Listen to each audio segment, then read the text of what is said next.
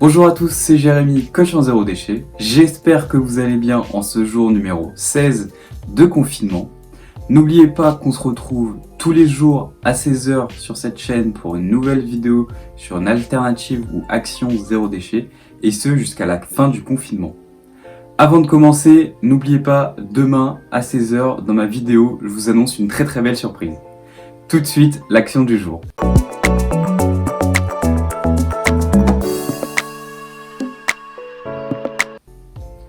Que ce soit à la maison ou au travail, tout le monde reçoit et envoie des mails. De nos jours, nous recevons des tonnes de mails par jour, que ce soit des newsletters, des spams, des indésirables, des publicités ou des promotions par exemple.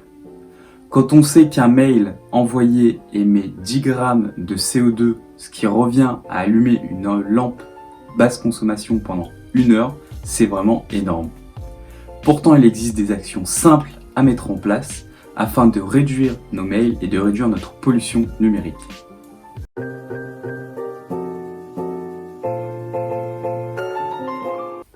Chaque minute dans le monde, 240 millions de mails sont envoyés. Quand on sait qu'un utilisateur ouvre en moyenne seulement 10% de ses mails, de nombreuses actions peuvent être mises en place afin de réduire des mails inutiles. Avant de mettre des actions pour éviter de recevoir des mails inutiles, vous devez tout d'abord trier votre boîte mail. Sachez qu'un mail qui est stocké pendant 1 an va émettre 10 grammes de CO2.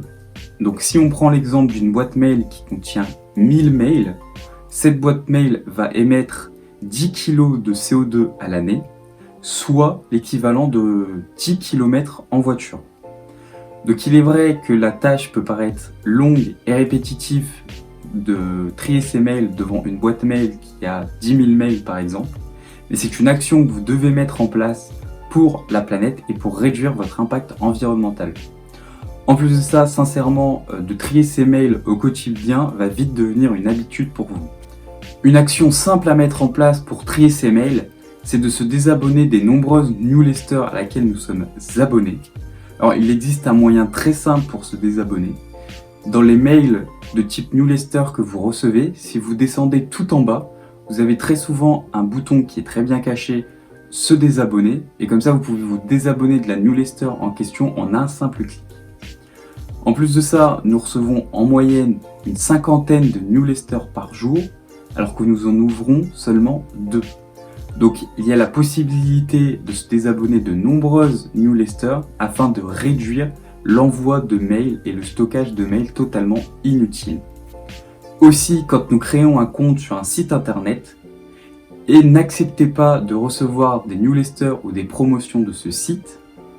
Aussi, si le site en question fait partie d'un grand groupe, évitez d'accepter les newsletters et les promotions des partenaires, puisque vous recevrez de nombreux mails totalement inutiles des autres marques qui font partie de ce groupe, et c'est des emails qui seront donc envoyés totalement inutilement. Je vous ai donné des actions pour éviter de recevoir des mails inutiles, mais vous aussi vous pouvez éviter d'envoyer des mails inutiles. Vous pouvez aussi faire attention à ne pas utiliser trop de polices différentes ou de couleurs différentes pour pas que le mail envoyé soit trop lourd. Vous pouvez aussi privilégier les liens pour les photos et les vidéos plutôt que de les envoyer en pièce jointe. Justement, si vous recevez un email avec une pièce jointe, enregistrez-la sur votre PC et supprimez le mail, puisqu'il sera plus lourd qu'un mail classique et donc il polluera beaucoup plus. Pareil, dans les entreprises, privilégiez des conversations en face à face plutôt qu'un envoi de mail. Merci à tous d'avoir regardé cette vidéo, j'espère qu'elle vous aura plu.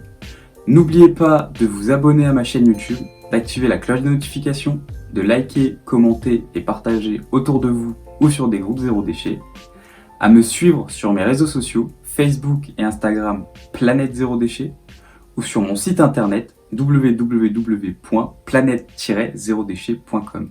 Et sur ce, je vous dis à demain pour une belle surprise, 16h.